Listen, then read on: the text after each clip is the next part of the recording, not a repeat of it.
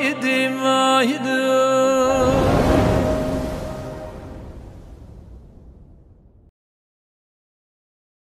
chers amis, nous nous retrouvons pour un nouveau partage sur notre chaîne YouTube. Nous sommes aujourd'hui vendredi Yom Shishi, Chavdalat Adar Hetafin Pegimel. 24 Adar, 5783, c'est le Shabbat. Où ce Shabbat, nous serons Shabbat Chazak, le Shabbat qui conclut Sefer Shemot avec Balakel Pekudei, Shabbat HaChodesh, Mevarachim HaChodesh, la bénédiction du mois. C'est l'occasion de souhaiter à tous et à toutes, parce que ce mois de Nissan qui approche, Benissan Nigalu, ou Benissan Atedi Nigalu. Nous avons été libérés au mois de Nissan, nous serons libérés au mois de Nissan. Souhaitons à ce que ce mois de Nissan soit le mois d'Agioula totale et complète, la rédemption éternelle, pour tout le peuple et l'humanité entière avec Mashiach. Amen. J'aimerais partager avec vous aujourd'hui une idée, un concept, et un enseignement l'un des plus importants, je pense, dans la réflexion du judaïsme.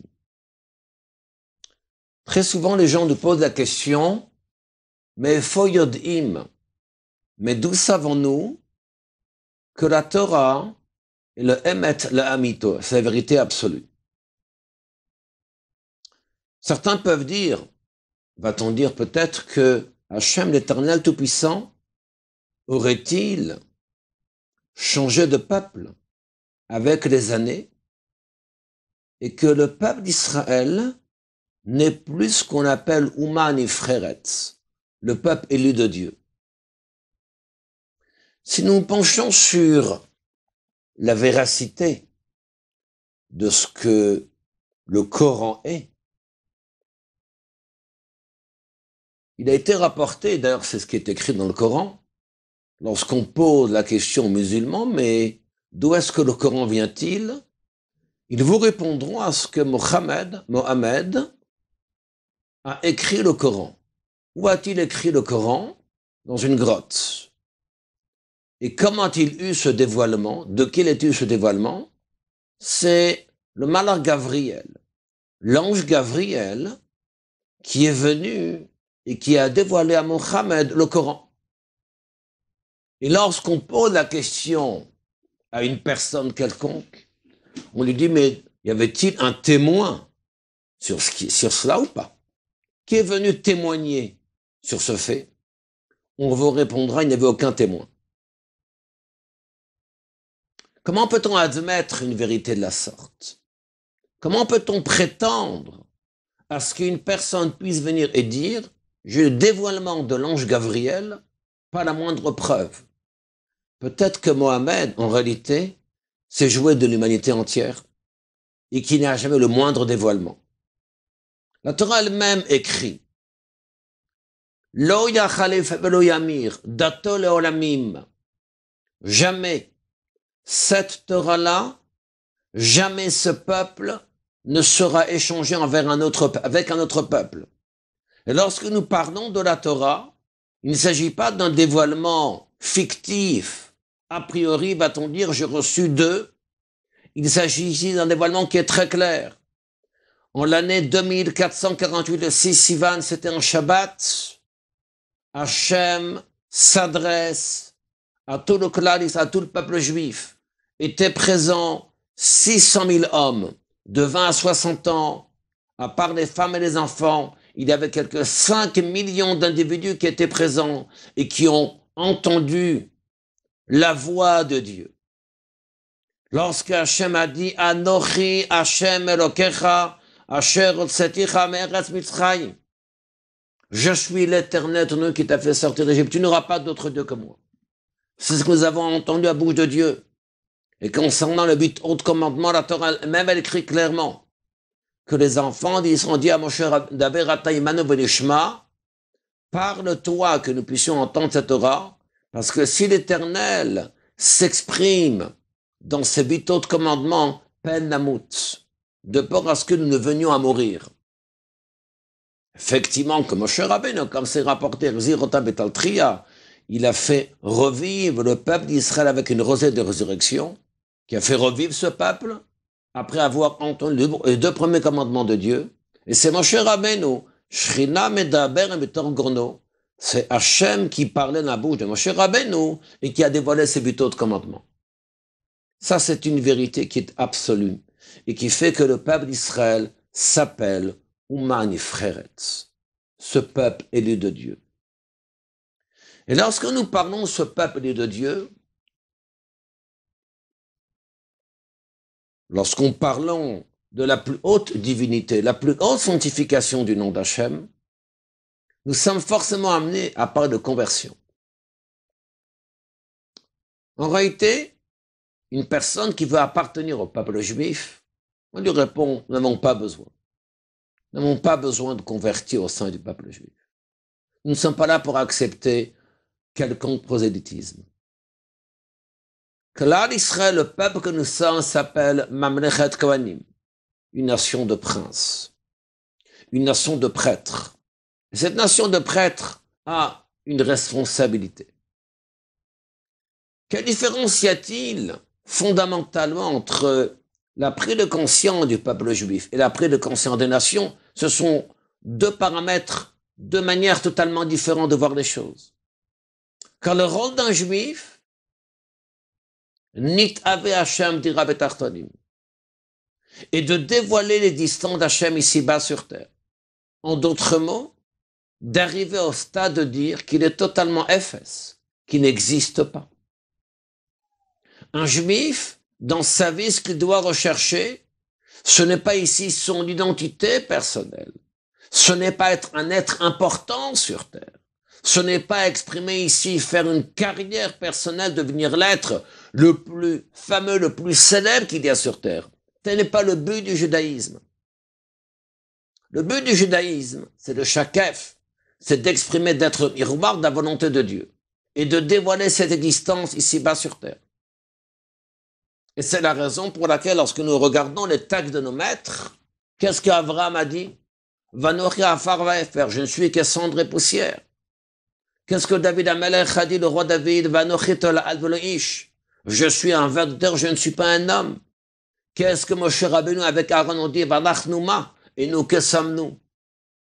Et l'histoire du peuple juif, j'en sais, de toutes ces paroles qui marquent la plus haute modestie. Et quelle est la vertu qu'il faut rechercher en tant que juif? Anav, la anava.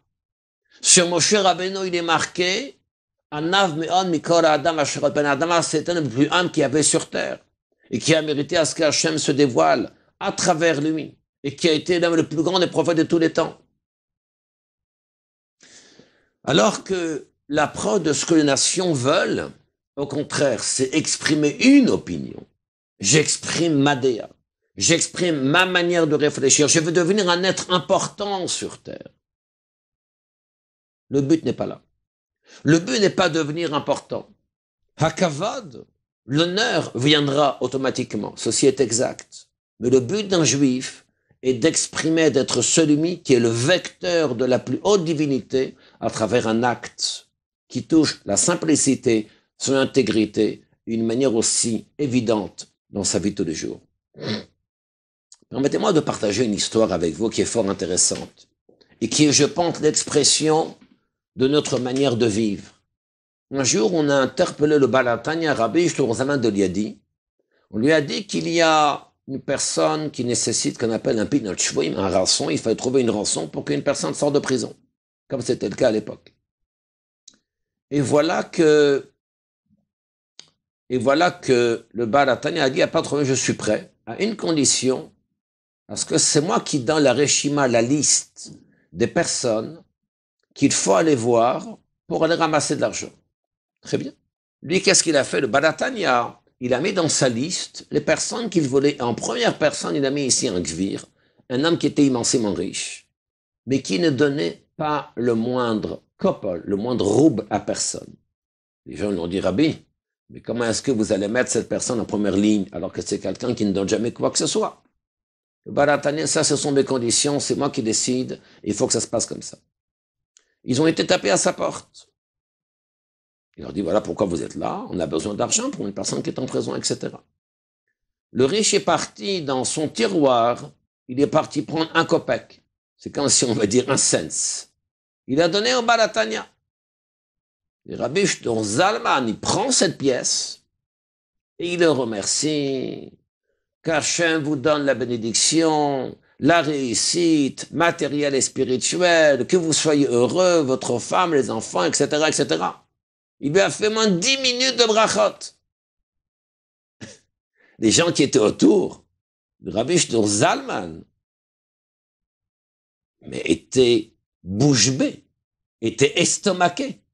Vous donnez une bracha à un homme qui est immensément riche, et il vous donne ici un cent, et vous le bénissez de la sorte, comment c'est possible? Rabbi Shlomo Zalman n'a pas répondu. Voilà que lorsqu'ils sont sortis, eh bien, il y a l'homme qui les rappelle. Il rappelle, Rabbi Shlomo Zalman, revenez, revenez. De quelle somme vous avez besoin? Il dit, j'ai besoin ici, une somme assez importante. Quelques centaines de roubles. Eh bien, Rabbi Shlomo Zalman a reçu exactement la somme qu'il lui fallait de cet homme. Il dit, mais pourquoi est-ce que vous m'avez donné un kopek, un cent, et maintenant vous donnez toute la somme? Il dit, j'ai vu que lorsque j'ai donné un kopek, alors j'ai reçu une bracha incroyable. Quelle bracha vais-je mériter si je vous donne ici toute la somme?